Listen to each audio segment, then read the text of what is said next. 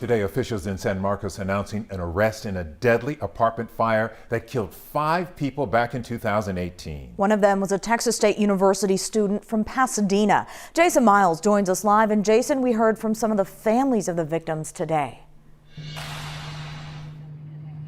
That's right. The devastating fire, as you mentioned, nearly 5 years ago up in San Marcos. An arrest made yesterday in Austin, and a Houston area family is among those reacting.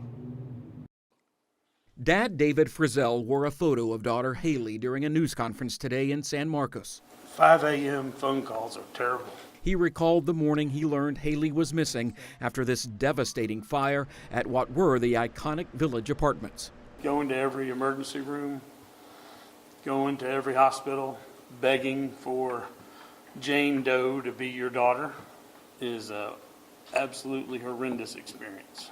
19-year-old Frizzell and 4 others died in the blaze, including 21-year-old David Ortiz of Pasadena, then a student at Texas State University. Investigators say the deadliest fire in San Marcos' history was intentionally set, allegedly by 30-year-old Jacoby Ferguson, who was arrested Wednesday on what would have been the 25th birthday of one of the victims. What a blessing. And we're eternally grateful for all of those that kept looking and kept re-looking.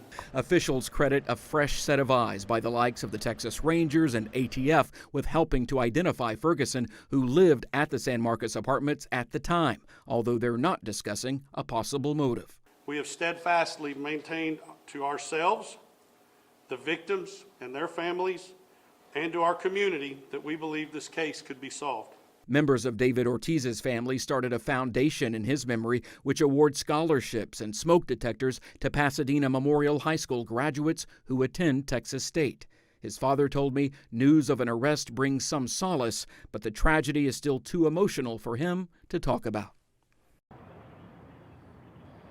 And Ortiz's father told me Ortiz's mother attended the news conference today in person. She wanted to be there to hear the new developments. Meanwhile, the suspect is charged with arson causing bodily injury or death. That is a felony, not murder, because I'm told that would require prosecutors to prove he set a fire with the intent of killing someone. That suspect, Mr. Ferguson, now being held in the Hays County Jail on a $250,000 bond. Reporting live, Jason Miles, KHOU 11 News.